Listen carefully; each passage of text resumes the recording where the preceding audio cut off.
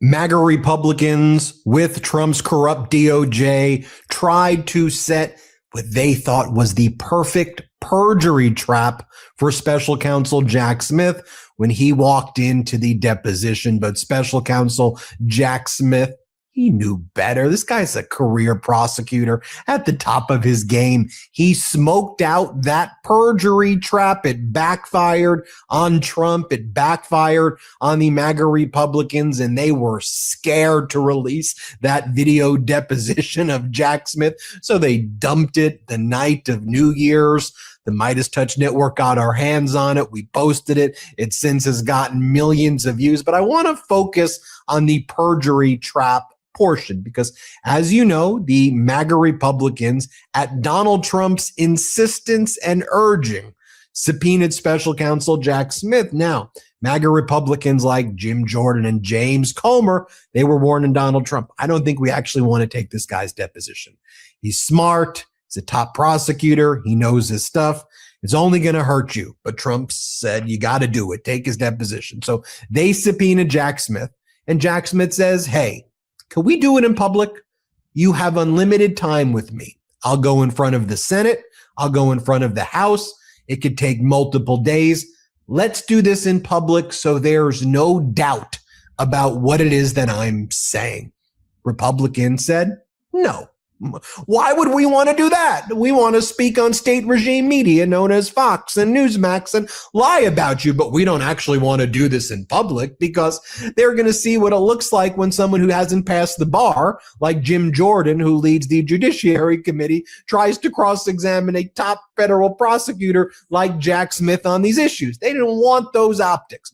They tried to do it in secret, number one. But then, as Jack Smith shows up, he gets a letter an hour before he shows up. Just think about that. From the DOJ, you cannot talk at all about anything relating to volume 2 of your report that Judge Eileen Cannon is not making public. Volume 2 is the Mar-a-Lago document case alleging that Donald Trump stole classified information, including potentially nuclear secrets and other top national security information. And they said, if it's already public, you can talk about it. But if it's not public, you can't talk about it. So Jack Smith's like, it's going to be a little bit hard to differentiate what you consider public versus not public. Y'all subpoenaed me to show up, so I'm going to get ostensibly asked questions about it. So I'm going to have to make judgment calls about what it is.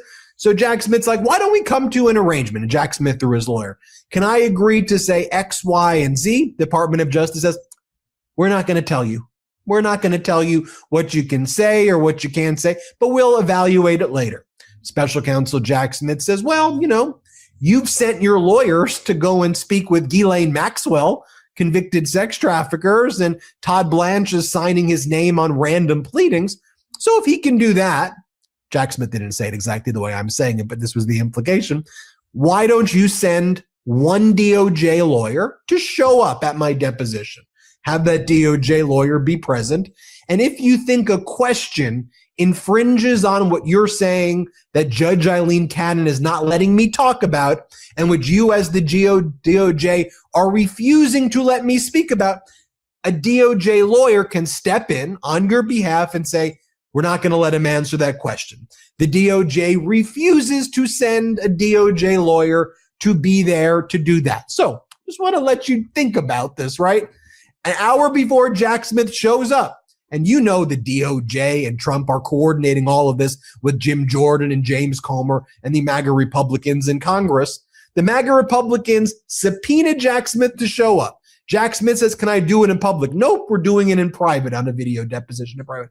Okay, so I'm going to answer questions. Nope, you can't answer all of the questions. Jack Smith's like, so you're subpoenaing me to speak, but then I can't answer the questions? Exactly. So what questions can I answer? We're not telling you. You want to give me guidance? No. Oh, okay. It's a bit odd. I mean, that's what's going on. So again, I don't care what political party you're from.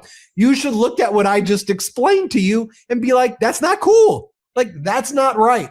So let me show you the video as Jack Smith and his lawyer call it out and they want the DOJ letter to be put into the record.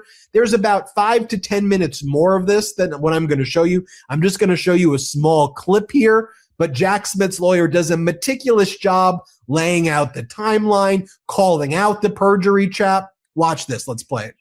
According to the Justice Department, discussion of Volume 2 of the Special Counsel's report and any information or conclusions in Volume 2 or in drafts thereof is specifically prohibited by Judge Cannon's January 21st, 2025 order. This morning, just over an hour ago, the Department of Justice sent us an email affirming its view that Judge Cannon's order applies to Mr. Smith and that it precludes him from disclosing any non-public information that may be contained in Volume 2, including but not limited to interview transcripts, search warrant materials, business records, toll records, video footage, records obtained by grand jury subpoenas, attorney-client communications, and potential Rule 404B evidence. This restriction significantly limits Mr. Smith's ability to discuss the classified documents case.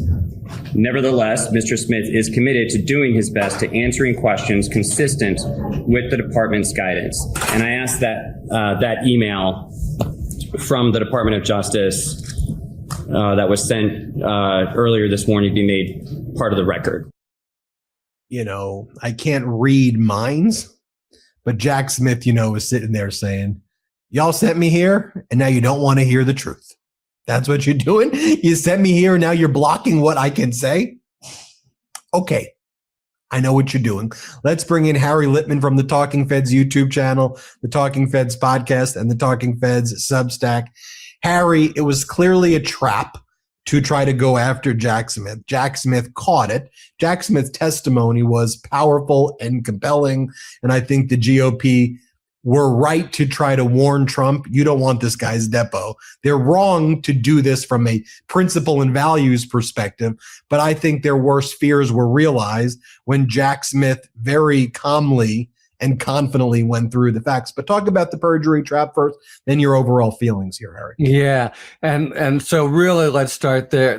These are malicious bastards who this is not obviously about keeping him from revealing information. That 1-2 punch that you just detailed, Ben, you must not do any of these things. Oh, but we're not going to tell you what you can do and why.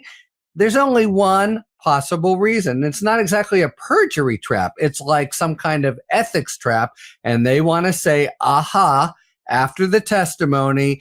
And it's true. They didn't lay a glove on him, and he was so understated, quiet, like a by the book prosecutor. And you're right, he outmatched them at every answer. But man, let's not forget how perilous the waters they put him in were, because who's going to decide to imagine that by a bare majority, the Republican House or Jim Jordan's cronies want to refer him for something, and they do it, and it then goes